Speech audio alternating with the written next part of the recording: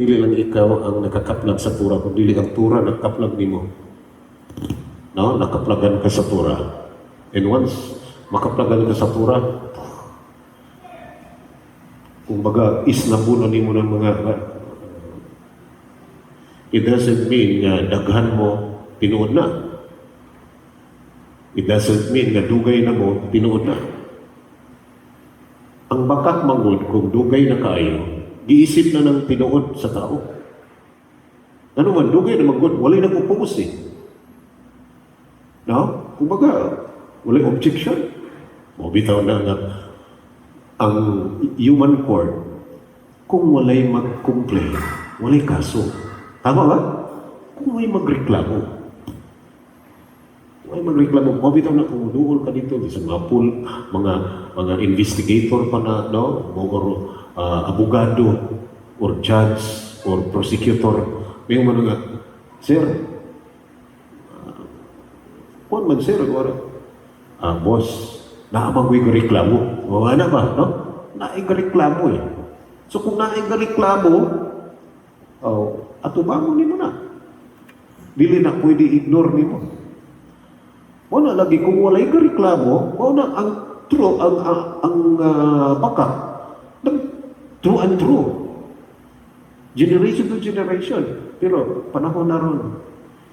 Sa'yo na kayo mangitag tinuod ron ba? Di sa'yo na mo click ra ka, maminaw kang rabay, click ra ka.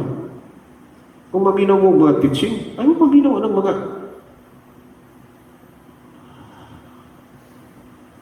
gikan manguko diha ba? Manang agresibo ko kay murag sagol pud ako aka kahiubos ba nga dugay kay ko nga naa diha. Nya karon conclusion na sa chapter sa kong kinabuhi ba? Nya nana ko ani. Murang di po ko mabasol ba nga medyo aggressive ko anak nga part kay ilang ko katuig na nga ibuhos na ko akong kinabuhi ba para diha. Nagbarong Hashem is never too late. Dili po lahi ang tanan. So, I encourage you, kamo nga nag-join sa online class Sabado. Kaning kamuti ninyo maka-join mo karong Miyerkules. Kay karong Miyerkules, si Rabbi Moshe mo tudlo. So, naatay Rabbi rong Miyerkules. Kamo nga wala pa maka-join, hindi ka mo maka-join. Hindi ka mo tinili maka-join mo.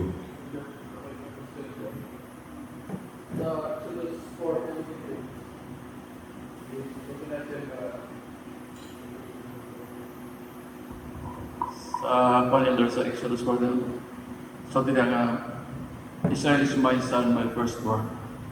Pero sa Jeremiah 31 verse 8 or 9, sa tanang kay verse 8 man, butang niyo, for I have become a father to Israel, and Ephraim is my firstborn.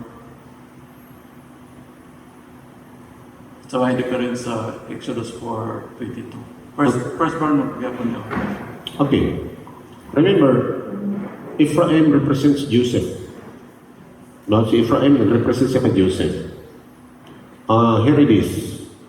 Reuben was the natural firstborn from Leah. But because of the sin of Reuben, in 1 Chronicles chapter, if it is chapter 3 or chapter 4, the firstborn rank of Reuben was removed and given to Joseph. Because Joseph was the firstborn of Rachel.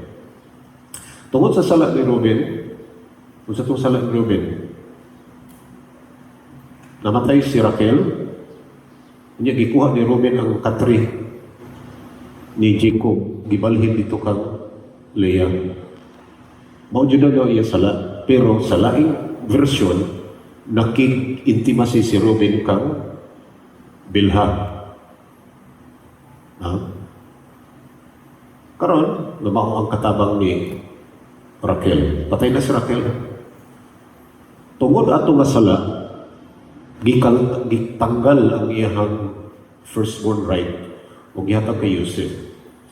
And since Sa inheritance o sa leadership,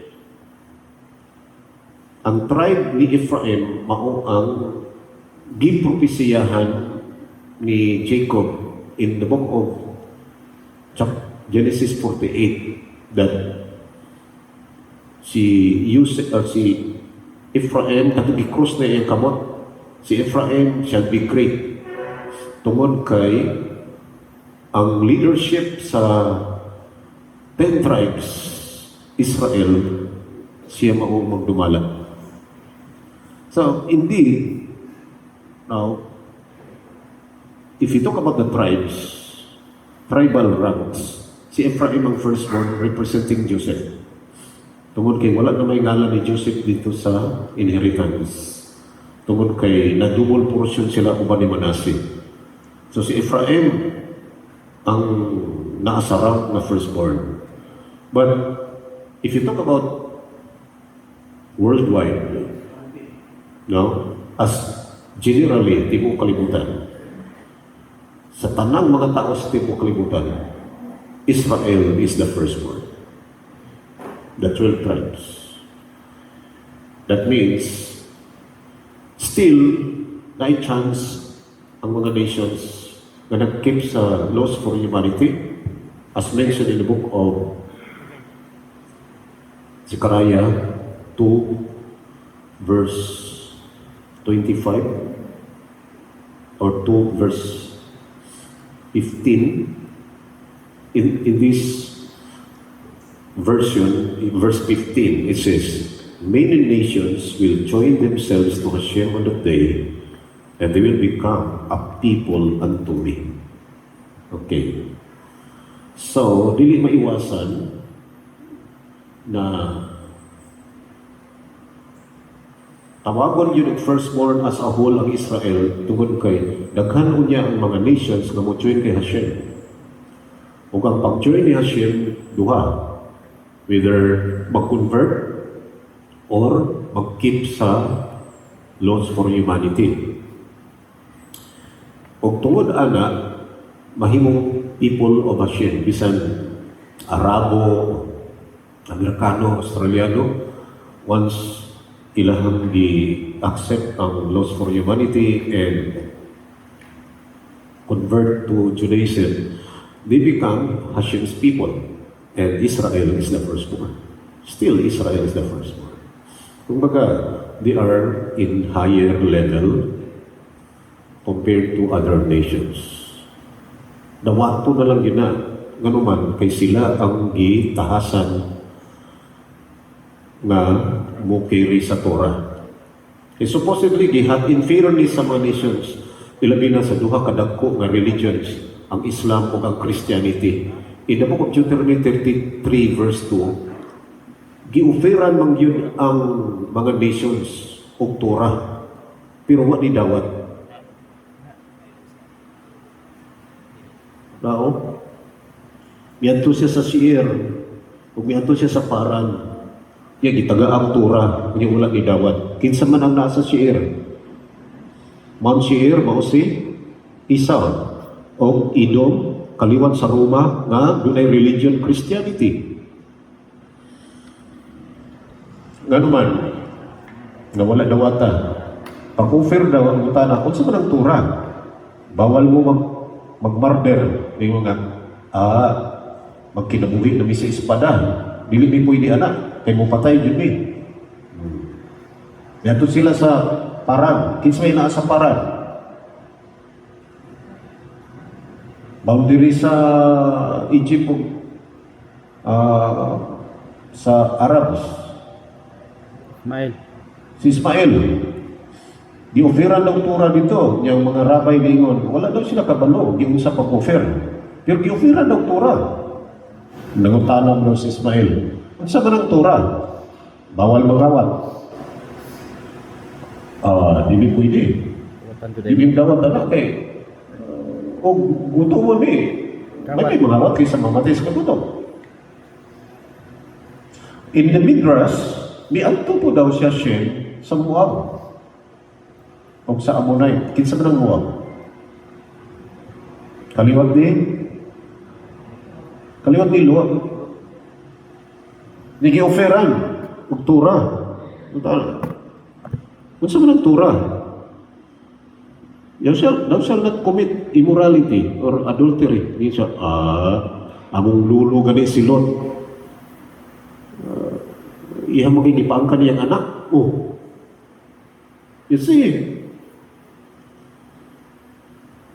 And there is only one nation who responded. Kol hadivarim asher diver Hashem naaseh. That is, naaseh vanishma. This is the Torah. And they said, we will do it. And we will learn. Although we don't understand. But it is you who said, we will do. And we will learn from it. Himuon na mo na, ug tun-an na mo. Nganong imo nang gisulti sa mo? Nganong gisugo?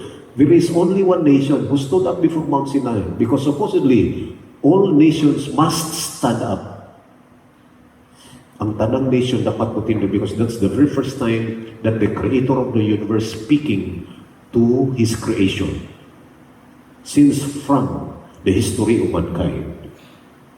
And the first words that he said, Anoche Hashem Elohaycha Asher Zetkeya Otzeteka Me'eretz Mitzrayim Mibet Abadei. That is the first line of the command. That means, Ako si Hashem o wala na ilahin. It's just the same with what he commanded to Adam in Genesis 2 verse 16. Vayecham Hashem Elohim Alha Adam Bimor. Ngano daw nga ang pangalan ni Hashem o ang Elohim nagsabay so that Adam might be taught that apart from him is idolatry. There is only one to be worshipped, and he is Hashem. And he is the only Elohim. Walilahin. Siya lang. So, ganong giuna na siya tungkol kay mauna ang unang sala sa nations. Idolatry. And failure to know who is the only and true Elohim. Nanong nadali ng uban na anak mingon nga, ako ang Diyos, ako ang anak sa Diyos. Minungdong ko sa dito kami sa one way sa una diya sa Manggahan. Na ay medyo dili normal nga batanon diha nga pugihon ba. Magsigil siya tuyok-tuyok dito, singit-singit. Pugihon na mga bata. Yan, samtang baklay-baklay na siya, gisunod-sunod po na siya siyang pag-umangkon kay parang na maprotektahan siya, asa niya pa doon. Sig, baklay, sig-sigit. Ako si Lito Lapid. Ako si Ronnie Ricketts. Magsisiyang anak ba? No? Kung nagsige mong siyang ingon nga, siya si Lito Lapid, o siya si Ronnie Ricketts, wala nagpasabot nga siya nagyon si Lito Lapid. Yan na naman po'y mutuo, anak. Kadugayan na. Hala, si Ronnie Ricketts gides. Sama rin po na ng mga pastor ko. Ako ang anak sa Diyos. Ako ang anghel. Mutuo mo mga tao niya kadugayan. Nagatabong sampol. No? Muanak lang ka, oh. Yan. Natingala ko itong uban. Saan yung kita? Oh. Yan, dugay ka kayo. Yan, history ko ka. Nisayaw ang adlaw. Asa good? Oo, nisayaw ang adlaw. Ya, ikaw mong katanaw. Wala man nisayaw. Kadugayan na, nagsigil na siya ingon. Nisayaw ang adlaw. Mayroon na mo ka, ay nisayaw din ang adlaw. Gano'n man. Nisiyaw siya ingon nga, nisayaw ang adlaw. Once you know the Torah, you are now free. Free from what? Free to serve Hashem. Therefore, you are now released from falsehood. Importante mo kayo ng gisimba na ito. Pero itong gisimba, importante kayo na siya. Nga naman, ang imong gisimba, mawali mo luwas nimo. Let me tell you. Tining issue ba sa Messiah? Remember, ang Messiah, una sa tanan, si Samuel 7 verse 12, kaliwat ni David.